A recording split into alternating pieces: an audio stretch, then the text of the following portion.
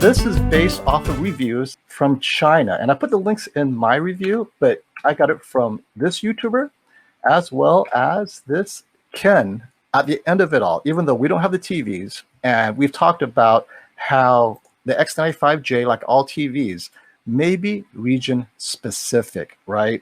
Because if you guys remember, QN90A Samsung, in the USA, there's only one 9 series for 4K TVs. But in Europe, you have a QN90 version that has an IPS panel, that has one without the One Connect box, one with the One Connect box. And there's a lot of confusion in certain regions because the numbers are so similar. But I think there's enough information there to lead us to a few generalities. This is what I noticed was very different, very similar. X95J, X90J, identical hardware. Other than the number of dimming zones, they're indistinguishable behind the panel, right? And that led me to think, wait a minute. And they share the XR processing chip. So unlike previous years where there was, I think, a pretty significant difference between the two, the mid-tier and the 4K flagship from Sony, this year they may be closer than ever because probably to save money. Sony doesn't want to create an entire manufacturing line to separate the two. They're trying to keep it as inexpensive as possible to manufacture two different TVs, but ultimately they're sharing a lot of the common internals. Okay, now we have actual measurements here. And this is from Ken's video. And what I noticed is, Keep It Classy Tech has a good comment here, so it's probably inaccurate. Maybe it's not accurate because it's a handheld tester. So there's that. So hopefully it'll be brighter than what we found. Now, Keep It Classy, what's your prediction? Is it going to be brighter than the handheld or less bright? So I look forward to seeing what Classy brings to the table when he gets that TV. I think one of the things he meant to say is that they were saying that the X90J was like a 900 nit TV, and he said that ours here is only 700 or whatever. So I think that was a comment that he had made, that the one that they were testing was probably too bright, or it was measured too bright. Right, right. And okay, so now the most important thing is content, right? And this is from Rogue One. This is from Ken's review as well. And I noticed that, okay, in some of these scenes where HDR comes into play, the X95J is definitely brighter. The planet is brighter. The laser beam is brighter, right? So, okay, now you see the difference. And you go down further. Here we go, the explosion, clearly brighter, significantly brighter, obviously. So the 200 to 300 to 400 nits in these scenes, that's when that makes a difference. Lance has a great comment. FOMO, I'm not sure the frames were matched. In the second example, in the video showing the explosion from the ship, he's referring to the comparison between the X95J and X90J in the Chinese review. Look at the ship in the right-hand corner. There are different spot positions. Great point, Lance. Since I didn't do the video, I should not have assumed that they matched the frame. So when you're splitting between two TVs in the same source, oftentimes one TV may have slower latency than the other, and it happens to me all the time. When I'm comparing Sony with Samsung, the Samsung is a faster, about 8 frames faster than the Sony. So I have to go in there and I have to match the frames up. So Lance, this makes it all the worse for the X95J. So let's just take Lance's comment. Worst case scenario for the X95, if I matched it up and now the X90J is a little bit brighter, it reduces the HDR advantage of the X95J. But when you guys saw my Aquaman comparison where the octopus is playing the drums, the 95J, based on that video recording, I'm assuming that they matched their ISO properly. The 95J wasn't noticeably brighter unless I put it under the microscope the way I did. So yeah, thank you for that comment. Okay, black levels. This is where the X95J is going to be falling behind Hisense, TCL, and probably LG and Samsung. You can't get good blooming control and black levels if you don't have enough dimming zones. If we start with the native contrast, what surprised me the most is how low the native contrast of the X95J is compared to last year and compared to the X90J. Yeah. And it could be explained, it is the ultra wide viewing angle. But this is where the processing comes into play. So Sony last year has the same number of dimming zones on the 950H as on the X95J this year. But just by improving the math, the algorithm, right? Whatever it is that the XR chip or the local dimming zone algorithm is doing, definitely has improved it over the 950H. But here's the thing that not many people realize. The X900H was improved last year as well. The X900H last year had the improved local dimming algorithm that the X950H did not have. And a lot of people complained about that. Hey, wait a minute. How come your lower level TV has a better dimming zone algorithm? Well, this year, the X95J receives that algorithm update, and you see that improvement. But now the question is this. Both the X95J and the X90J, they both share the same algorithm, the same processor. What happens? So here you have the difference. And this is where I am most disappointed. What Sony gives in more dimming zone, it takes away because it's brighter. So more dimming zones in this left corner, right? On the X95J, you see, okay, deeper blacks, better control of blooming.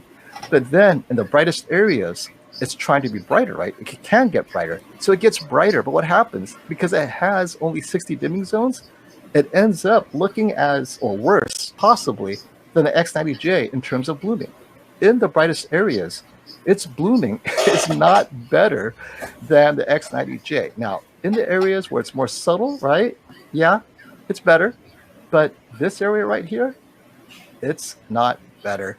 And this is where Sony is struggling with only 60 dimming zones. As good as this processing is, when two TVs shares the same processing, but you don't give this enough dimming zones, it cannot separate itself. Let's go into color real quick. It looks nearly identical. X90J actually looks like it has possibly a wider color gamut, but it doesn't mean it'll have better color.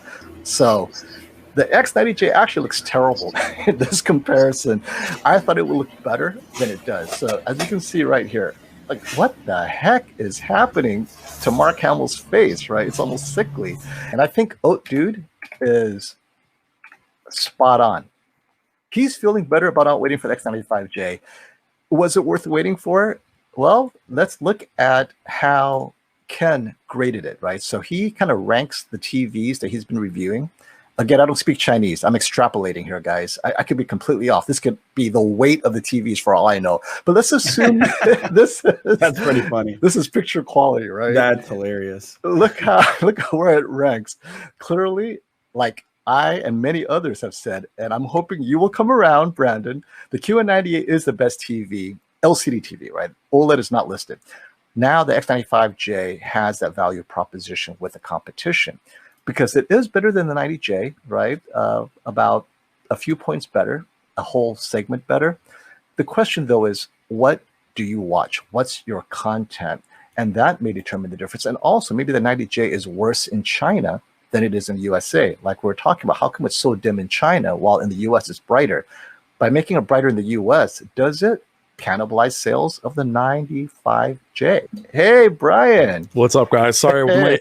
Don't worry about it, man. We're just going over a quick summary of my earlier review for those who didn't catch that review. And now we're just talking. The conclusion, if you didn't catch it, Brian, is that the 95J is better than the 90J in terms of color volume, HDR performance, but not so much better that during dark scenes, the 95J, because it gets brighter, may end up with a little bit more blooming in those brightest areas.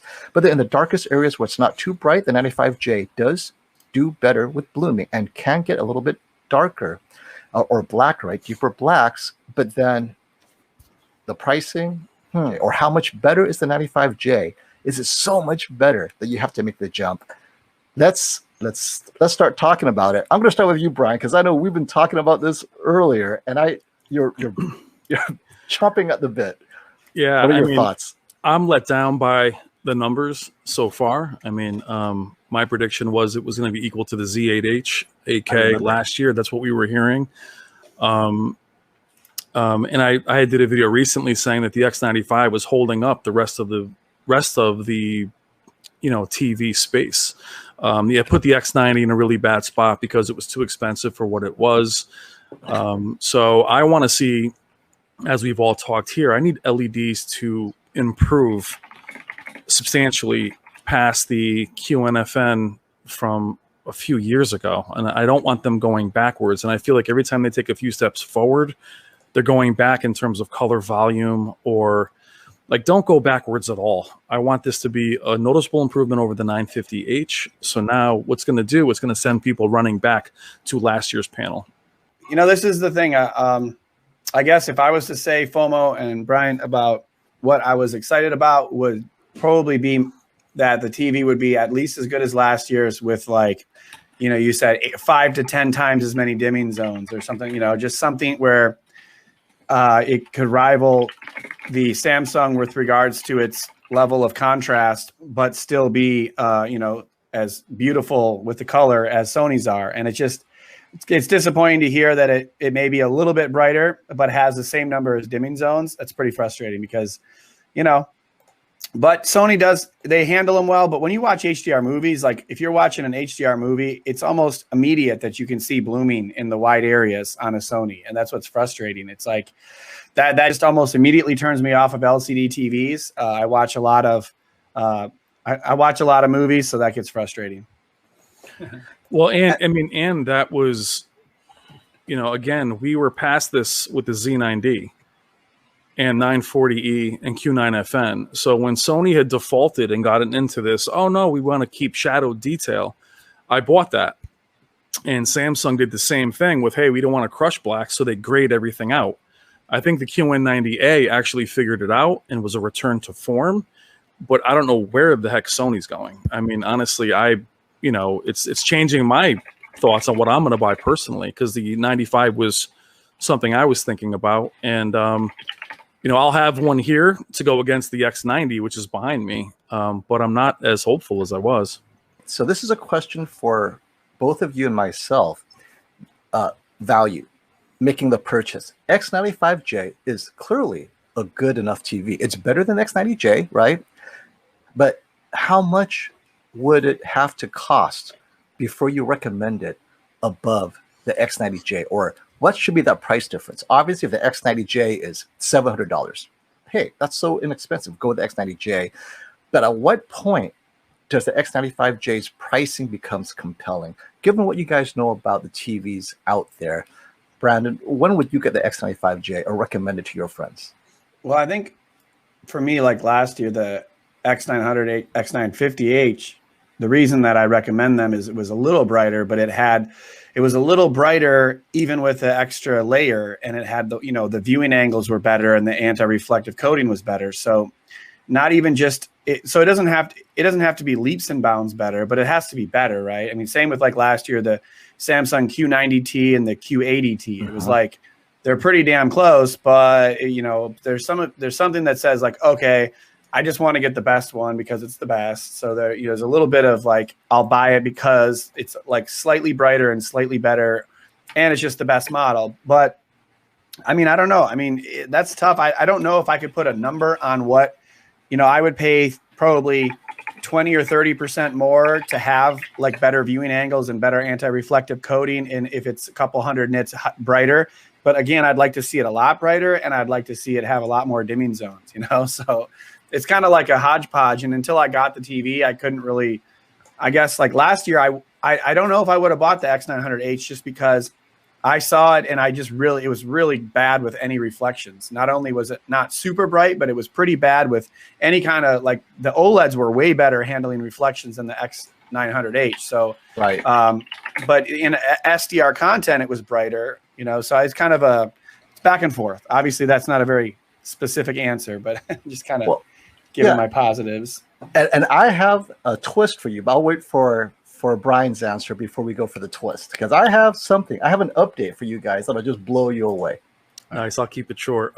Last year, it was easier to delineate between the two because the 900H was nowhere near as bright as the 950H. But again, they crippled each other because the 950H did not have HDMI 2.1.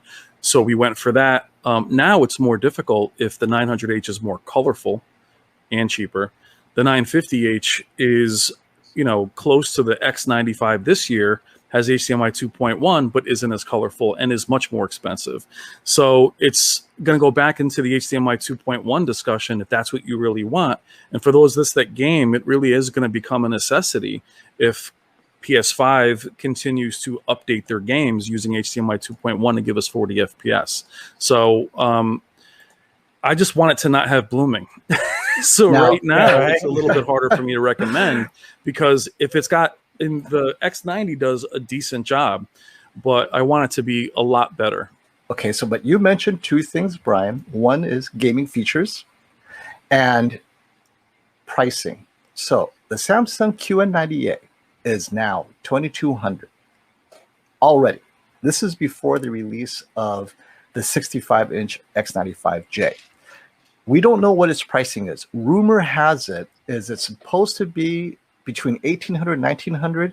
What are you guys hearing for the launch price of the X95J? It's changed a lot since we reported on it. Was supposed to release 3 months ago, and it was 25 or something. I can't remember exactly what it was. I think the X950H was like $25.99 last year, wasn't it? Something like that. Mm-hmm. But the issue with what we're talking about is the 950H launched in March. Yeah, no question. So now you're launching like a year after the QN90A. That's why I made that video about it holding it back. Now that Samsung knows it's coming, drop the price.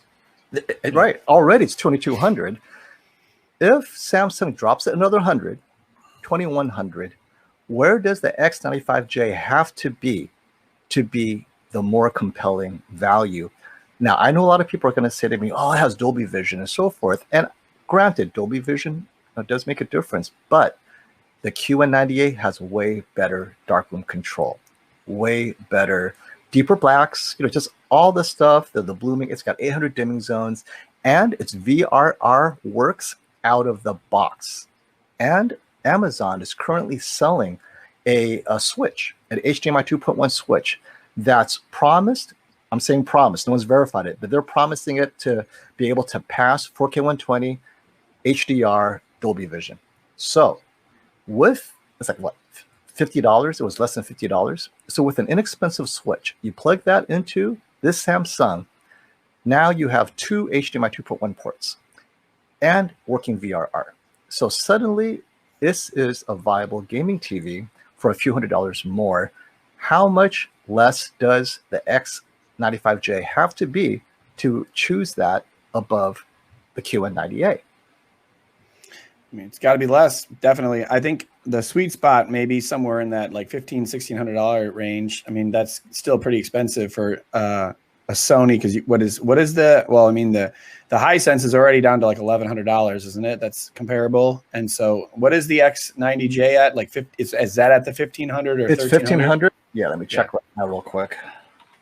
Yeah, the X90J is still too expensive, in my opinion. I mean, that's got to be down to I mean, I realistically, what I would say is I would probably want that to be like 1,000 or less, as it was last year. It was a 65-inch around 1,000. It's still 1,500. It's unbelievable. Yeah. I mean, they're selling them right now. People are just buying them. They just rolled them out at Costco. They're everywhere. So people are, people that are buying. They don't really care. People got money this summer, man. All that COVID money's. They got all that COVID money sitting in their pockets still. and Michelle has a good point. Hey, Michelle Alexandria. FOMO on tech. At some point, the technical quality of the content itself needs to be better. Only way to notice picture quality difference is really between the brands, because everyone processes color differently. So you have a great point, Michelle. I think Netflix is doing a great job putting out good Dolby Vision content, and this is where I think Samsung, they're going to have to bite the bullet and do Dolby Vision, because I see a noticeable difference between Samsung with Dolby Vision on Netflix, or Sony with Dolby Vision, and Samsung without Dolby Vision. The color is very different. It's not even a little bit different.